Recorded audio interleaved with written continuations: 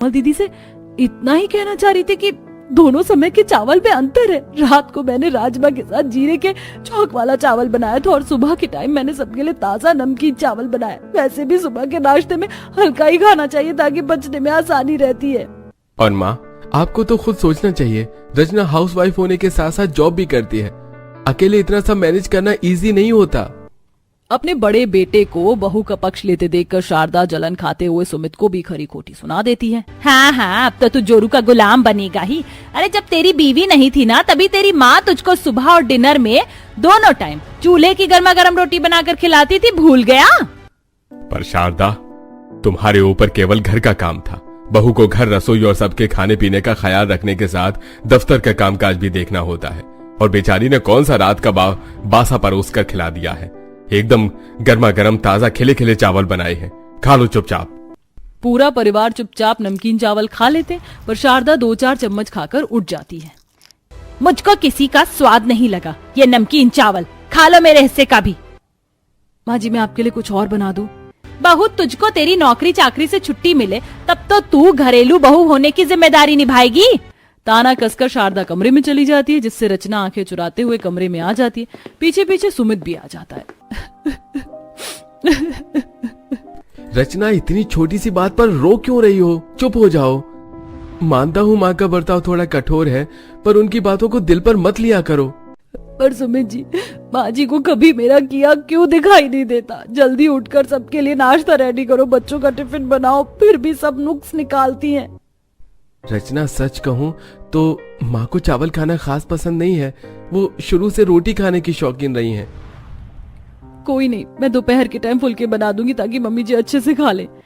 तब सुमित ऑफिस चला जाता है और रचना लैपटॉप ऑन करके अपना काम स्टार्ट करती है। देखते देखते कुछ घंटे गुजर जाते हैं और जैसे दोपहर का लंच टाइम होता है तो लैपटॉप बंद करके किचन में आती है, जहां सिंक पर बर्तन पड़े थे। फटाफट से आटा गूंथ कर फुलके लगा लूंगी, साथ में बूंदी का रायता बना दूंगी। ऐसा सोचते हुए बहू रसोई में आती है, जहां गंदे बर्तनों से भरा होता है स्लैब पर सुबह की गिरी चाय सूख कर चिपचिप हो चुकी थी। कितने सारे बर्तन हो रखे, इसी को मांजने में लंच टाइम खत्म हो जाएगा। रोटी तो बनाने से रही, चूल्हा साफ करके दाल चावल चढ़ा देती हूँ। समय कम रहने के चलते बहू चूल्हा साफ करके एक कुकर में दाल, दूसरे कुकर में चावल भिगोकर छोड़ देती है और बर्तन मांजने लगती है। तभी बर्तन खड़कने की आवाज से कोमल किचन में आती है। भाभी, आपको मुझसे क्या कोई पर्सनल दुश्मनी है? जब देखो चुल मचाती हो। अच्छा खासा मैं सो रही थी, पर आपको तो कबाब में हड्डी बनना था। बूफर जितनी तेज बर्तन बजा रही हो। पर दीदी, सबके दोपहर का खाने का टाइम हो रहा था, मुझे लगा सबको भूख लगी होगी इसलिए खाना बना रही थी। भाभी, बोल तो ऐसे रही हो जैसे शाही पनीर, दाल मखनी, रोटी नान बनाया। डेली दोपहर की तरह आज भी उबला हुआ दाल चावल खिलाओगी। हाँ, पर मैंने आप सबके लिए बिल्कुल ताजे चावल और दाल फ्राई बनाया है। पता था मुझे, दोपहर में तो आपका दाल चावल फिक्स है। कोमल रौब झाड़कर किचन से चली जाती है। रचना रोते हुए बाकी के बचे बर्तन साफ करती है, तभी उंगली कट जाती है। माँ, मेरा हाथ। भाभी, आप ठीक तो हैं? कितना हाथ काट लिया? आइए मेरे साथ। नितिन भैया, मैं ठीक हूँ, छोटा सा कट है। भाभी, आपको ये छोटा सा कट लग रहा है? आइए मैं बैंडेज लगा देता हूँ।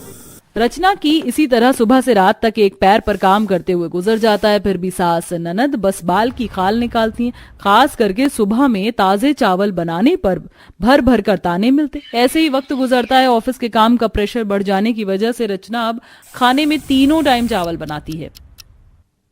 मम्मी, डिनर बन गया तो जल्दी से सर्व कर दो, भूख लगी है। बेटी, तेरी माँ का तो जैसे नियम कायदा बन गया है। रात के 10 बजे के बाद ही टेबल पर डिनर लगेगा। बस रात के टाइम में ही रोटी खाने को मिलती है, वरना सुबह के टाइम में तो वही ताजे चावल का झमेला होता है। भाग्यवान तुम, जब देखो क्यों राई का पहाड़ बनाती रहती हो। अजी तुम चुप करो, ज्यादा बहू के चहेते मत बनो। कुछ देर में बहू डाइनिंग टेबल पर सबका डिनर लगाती है। मम्मी, आज डिनर में क्या बनाए? बेटा, आज मैंने सबके लिए स्पेशल पनीर डालकर छोले और साथ में प्लेन चावल बनाया है। अरे वाह, आज तो डिनर में मेरे फेवरेट छोले चावल बने, खाने में मजा आएगा। डिनर में छोले चावल बना देखकर शारदा गुस्से से आंखें जमाए हुए बहू को घूरती है। बहू, सुबह के ताजा चावल काफी नहीं थे क्या तुझको कि अब तूने दोपहर और डिनर में भी चावल खिलाना शुरू कर दिया, जबकि तुझे पता है कि चावल खाकर मेरा पेट नहीं भरता। बहू, सच में इस हफ्ते तो तूने चावल ज्यादा ही खिलाया हम सबको। रोटी तो 1 से 2 बार बनी होगी। हाँ भाभी, अब तो मैं भी चावल खाकर बोर हो गया हूँ। अरे तुम सबके न खाने से बहू को क्या लेना देना, उसका जब चावल खाने से मन पकेगा तब तो बनाना छोड़ेगी। बस सबसे आसान तो पानी चावल एक साफ कुकर में बिठाकर 2 सीटी लगाकर निपटा दो, बन गया खाना। मैं तो कहती हूँ भाभी की जॉब बंद करवा दो, तभी अच्छा खाना बनाएंगी। कोमल दीदी, आप दोनों तो पूरा दिन फ्री रहती हैं, तो एक टाइम की रोटी सब्जी आप दोनों भी बना सकती हैं। बहू, तेरे होते हुए मेरी दोनों बेटी खाना बनाएंगी तो तू क्या अचार डालेगी? अरे इस महीने पता भी है 2 बोरी चावल की खपत लग गई, मगर 10 किलो आटे का कट्टा जैसे खरीद कर आया था वैसे ही पड़ा हुआ है। ये नहीं कि पूरी पराठे रोटी बनाकर खत्म कर दें। अब तो बरसातें लग गई हैं, जब तक आटे में घुन न चलने लगे इस्तेमाल क्यों ही करना। शारदा के बार बार चावल बनाने के लिए ताने मारने पर रचना की सब्र का बांध टूट जाता है। बस बहुत हो गया आप लोगों को, कुछ भी बना के खिला दो, मगर कभी तारीफ नहीं निकलती। और रही बात जॉब करने की, तो जॉब करके मैंने कोई अपने लिए पैसे जोड़कर नहीं रखे। हर महीने मेरी सैलरी से घर की ईएमआई जाती है, सुमित की सैलरी से घर का खर्चा चलता है। अगर आज जॉब छोड़ दूं तो हाथ खींचकर मुझे ही चलना पड़ेगा एक एक चीज के लिए। रचना बहू, तू इतना अगर किसी बात का अकड़ दिखा रही है, अगर तू नौकरी कर रही है तो सारी तनख्वाह जैसे कि मेरे हाथ में लाकर रख रही है, उसमें से भी तो तू ही खा रही है। और रही बात रसोई संभालने की, तो मैं अब नितिन के लिए तुझसे भी ज्यादा पढ़ी लिखी बहू चुनकर लाऊंगी, लेकिन उसे नौकरी चाकरी नहीं करवाऊंगी, ताकि वो रसोई सहेज कर रखे। शारदा के फैसले के आगे रचना बस चुप रह जाती। ऐसे ही थोड़ा टाइम गुजरता है। एक दिन पंडित जी कुछ लड़कियों की तस्वीर लेकर आते हैं। जरा इस लड़की की फोटो देखिए शारदा बहन जी, डबल एमए, बढ़िया नौकरी, सर्विस तय है। पंडित जी, इस बार मुझे नौकरी पेशा बहू नहीं चाहिए, बस संस्कारी कामकाजी बहू चाहिए, जिसे अच्छा खाना पकाना आता हो। और मुझे कम पढ़ी लिखी लड़की चलेगी, बस उसके हाथ में खाना बनाने का स्वाद कूट कूट कर भरा होना चाहिए। ऐसा बोलते हुए शारदा सभी लड़कियों की फोटो छांट देती है। तब अंत में पंडित जी चारू नाम की लड़की की तस्वीर दिखाते हैं। तब तो आपको ये लड़की खूब जचेगी। चारू नाम है लड़की का, शेफ का कोर्स किया हुआ है। जब शेफ है फिर तो खाना बनाने में एकदम पक्की होगी। पंडित जी, मुझे यही लड़की पसंद है, आप इसी से बात चलाइए। कम से कम मेरी जॉब करने वाली बहू की तरह 2 रोटी बनाकर खिलाने में आनाकानी तो नहीं करेगी। शारदा ये बात पड़ोसी रचना को सुनाती है। कुछ ही दिनों में चारू शादी होकर आ जाती है। हमारे परिवार में आपका खूब स्वागत है छोटी भाभी। थैंक यू पाखी। वैसे भाभी, आपने तो शेफ का कोर्स किया, फिर तो आपको सब कुछ बनाना आता होगा। कोमल के खाने के बारे में पूछने पर चारू वहीं पर अटक जाती है। हाँ हाँ, क्यों नहीं, मुझे सब कुछ बनाना आता है, पूरी पराठे, पनीर, पुलाव, बिरयानी, सब कुछ। अगर देवरानी जी को सब कुछ बनाना आता है तो अटक क्यों रही है? दाल में कुछ तो काला है, या फिर पूरी दाल ही काली है। ये जेठानी जी मुझे आंखें जमा जमा कर क्यों देख रही हैं? इसके दिमाग में कुछ तो खिचड़ी पक रही है। मुझे तो सही ढंग से चावल बनाना भी नहीं आता। तेरा क्या होगा चारू? तब शारदा चारू का गृह प्रवेश करवाती है और सब आराम करने अपने कमरे में चले जाते हैं। अगली सुबह 5 बजते ही खटखट होता है। चारू भाभी, जल्दी से उठ जाइए। नितिन, इतनी सुबह सुबह कौन कचर कचर कर रहा है? नितिन भैया, भाभी को उठाकर फटाफट से भेज दीजिए, भाभी की पहली रसोई है। हाँ हाँ बोलता हूँ। चारू जल्दी से उठ जाओ, अगर तुम 6 बजे तक रसोई में हाजिर नहीं हुई तो माँ आ जाएंगी। उठ गई नितिन, तुम्हारी माँ नहीं हो गई, मुगैम्बो हो गई। कुछ देर में नहा धोकर तैयार होकर चारू बावर्ची खाने में आती है। मेरे दिमाग में तो 36 तरह की चीजें चल रही हैं। पहली रसोई में क्या बनाऊं? ऐसा करती हूँ सबके लिए बढ़िया दम पुलाव और साथ में चटनी और मीठे में चमचम हो जाएगा। इससे पूरी कचौरी जैसे पकवान बनाने से बच भी जाऊंगी। खुद में ख्याली पुलाव पकाते हुए चारू रसोई में आती, तभी पीछे से पाकी कोमल दोनों हाथ में तंगवा कर हलवाई वाली कढ़ाई लेकर अंदर आती है और सास बड़ा पतीला लाती है, जिसे देखकर चारू चौंकते हुए पूछती है, मम्मी जी, ये बावर्ची खाने में हलवाई बर्तन किस लिए मंगवाया है? खाना हलवाई बनाएगा क्या? भाभी, अगर हलवाइयों से खाना बनवाना होता तो इतना खर्चा लगाकर आपको थोड़ी शादी करवा कर लाते।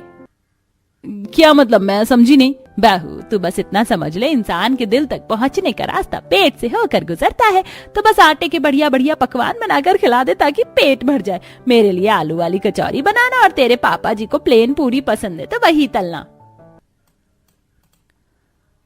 और भाभी, मेरे लिए दाल मखनी और मिस्सी रोटी बनाना। भाभी, मुझे तो पनीर के साथ पूरी पसंद है तो वही बना देना।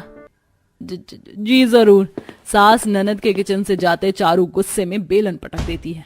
अच्छा खासा मैं सुबह के ताजे चावल पुलाव बनाने वाली थी, इन्होंने पूरी पराठे और पता नहीं कौन कौन से 36 आइटम बढ़ा दिए, जैसे कि मैं तो हलवाई लग रही हूँ और होटल खोल रखा है। चारू सबसे पहले सब्जी की वैरायटी बनाती है। 2 घंटे में बस ये दाल मखनी और मटर पनीर ही बना, ऐसा करती हूँ। पूरी पराठे का आटा इकट्ठे कूट लेती हूँ। चारू बड़े से परात में आटा चलाने लगती है। काफी सारा आटा उड़कर उसके चेहरे पर लग जाता है। मुझे तो अंदाजा भी नहीं मिल रहा इतने आटे में कितना पानी डालूं कि परफेक्ट गुथ जाए। चावल बनाने में तो 1 कप चावल में 2 कप पानी लगता है, आटे में भी वही लगेगा। इतना कहकर चारू काफी सारा पानी आटे में डाल देती है, जिससे आटा गीला हो जाता है। हो नो, आटा तो गीला हो गया, आज तो फंस गई।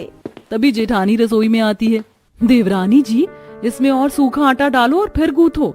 चारू गीले आटे में सूखा आटा मिलाकर उसको गूथती है, जिसमें जेठानी भी मदद करती है। बस हो गया। पूरी पराठे बनाने में इतना नरम आटा लगाना चाहिए, वरना कड़ा हो जाएगा। वैसे चावल ज्यादा से ज्यादा पानी सोखता है, पर आटा नहीं, तो आगे से ध्यान रखना। थैंक यू जेठानी जी, आपने मेरी मदद की। कुछ देर में पूरी पराठा रोटी नान सब कुछ बनाकर परोसती है। सब लोग चाव लेकर खाते हैं। क्या बात है छोटी बहू, तुमने तो बहुत ही नरम मुलायम फूली फूली पूरी बनाई है। थैंक यू पापा जी। भाभी ये पनीर पूरी भी बहुत ही टेस्टी बना है। शुक्र है आज कितने वक्त के बाद सुबह सुबह के फीके चावल से छुटकारा मिला है, खा खा कर बोर हो गए थे। सच में बहू, पूरी पराठे रोटी बनाने के मामले में तूने तो बिल्कुल भंडारा लगाने वाला जैसा हाथ पाया है। अपने खाने की तरफदारी सुनकर चारू अपनी शेखी बघारने का मौका नहीं छोड़ती। मम्मी जी, मेरा बनाया खाना इतना ही चटपटा होता है कि खाने वाला उंगलियां चाट चाट कर खाता है। स्पेशली मेरे हाथ की नरम नरम पूरी पराठे तो लोग पेट भर कर खा जाए। देवरानी को अपने मुंह मियां मिट्टू बनते देख जेठानी जलन खाते हुए, ये देवरानी जी तो बड़ी चालू चीज निकली। काम निकलवा कर दूध में बड़ी मक्खी की तरह निकाल लिया, और मेरे ससुराल वाले भी कैसे भर भर कर तारीफ कर रहे हैं। एक दिन पूरी पराठे बनाकर खिला दिया तो सच में मेरी तो जैसे घर की मुर्गी दाल बराबर वाली वैल्यू है। भड़क कर जेठानी कमरे में चली जाती है। इसी तरह अगले दिन चारू सुबह सुबह रसोई में खड़ी होती है। कल तो सबको पूरी पराठे बनाकर खिलाने में मेरी तो हालत खराब हो गई। आज कुछ चीज ही बनाती हूँ। हाँ, फ्राइड राइस बनाती हूँ, आधे घंटे में रेडी हो जाएगा। चारू बर्तन में चावल भिगोने छोड़कर सब्जी काटने में भिड़ जाती है। सब्जी भी कट गई और मसाला भी रेडी हो गया। अभी तक तो चावल भीग गया होगा अच्छे से। जैसे ही चारू ने बाउल में देखा तो ज्यादा देर पानी में भीगने के चलते चावल पानी सोख चुका था। अरे नहीं, चावल तो ज्यादा भीग गए। कोई नहीं, अच्छा है कुकर में बनाती हूँ, बढ़िया खिले खिले बनेंगे। पर कच्ची बासमती 1-2 सीटी में ही पूरा चावल घुल जाता है। आहा, लगता है चाची ने ब्रेकफास्ट में कुछ मस्त सा बनाया। बहुत ही बढ़िया खुशबू आ रही है। सच में मेरे भी नाक में बहुत अच्छी खुशबू पड़ रही है, जैसे कि भाभी ने चिकन पराठा बनाया है। राम राम, सुबह सुबह क्या चिकन का नाम ले लिया तूने कोमल? मुझे तो महक से अलग सा लग रहा है। ये तो कच्ची बासमती चावल की महक है। लगता है चारू ने चावल जला दिया। तभी चारू ताजे गरम चावल लाकर सर्व करती है। देखिए, आज मैंने सबके लिए सुबह सुबह एकदम ताजे फरारा फ्राइड राइस बनाया है। सुबह सुबह एक बार फिर चावल देखकर सबका मुंह सड़ जाता है। चारू भाभी, इसे देखकर कौन बोलेगा कि फ्राइड राइस है? आपने तो चावल का भरता ही बना दिया। सच में बहू, तूने तो इतने महंगे कच्चे बासमती का नाश मार दिया। देख, जब तुझे सबको चावल ही खिलाना था, सुबह तो कम से कम खिले खिले तो बनाती। सारे के सारे कैसे चिपके हुए? तूने तो मेरी नाक कटवा दी। अपने बनाए हुए चावल में सबको भर भर कर कमियां निकालते देखकर चारू का पारा चढ़ जाता है। अरे, आप सब तो ऐसे बाल की खाल निकाल रहे हैं जैसे कि 5 स्टार होटल में खाना खाने बैठे हो। खैर मनाओ कि मैं आप लोगों को ताजा नाश्ता करवा रही हूँ, वरना मेरा इरादा तो रात के बासी चावल फ्राई करने का था। अरे खाना ही तो है, इतने टैंट्रम दिखाने की क्या जरूरत है? चारू बहू, जिम्मेदार गृहिणी का कर्तव्य होता है अच्छा खाना पकाने के साथ साथ परोसने भी आना चाहिए। हो प्लीज मम्मी जी, अभी मैं आपका लेक्चर सुनने के मूड में बिल्कुल नहीं हूँ। और जिसे फ्राइड राइस खाने वो खाइए, और जिसे अच्छा नहीं लगा वो खुद बनाकर खा सकता है। किचन खाली पड़ा है। चारू का तेवर देखकर सबकी बोलती बंद हो जाती है। सब बेमन से फ्राइड राइस खाते हैं, जो कि आधे कच्चे और आधे गीले से थे।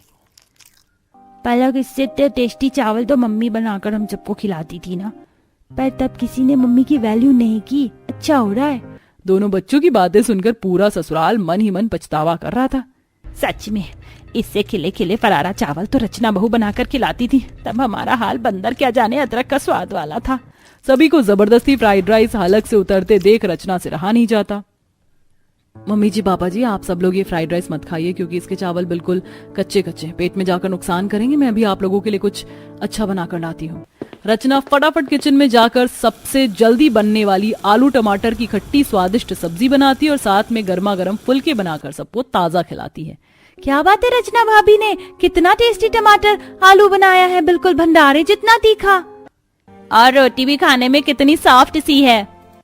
आप में से किसी को और गर्म रोटी चाहिए? पापा जी आपको? नहीं बहू, मेरा तो पेट फुल हो गया।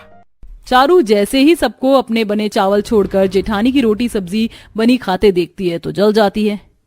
कोई नहीं, अभी तो भर भर कर जेठानी की रोटी सब्जी के चटकारे लगने दो। इनको कल सुबह तो मेरे हाथ के चावल खाने पड़ेंगे। ऐसा खिला खिला बिरयानी बनाऊंगी कि मांग मांग कर खाएंगे। अगले दिन सुबह सुबह चारू बाजार से चिकन खरीद कर लाती है और सबके लिए चिकन बिरयानी बनाती है, जिसमें इस बार तो चावल पक जाते हैं लेकिन चिकन का पीस बिल्कुल कच्चा कच्चा रह जाता है। आहा, खुशबू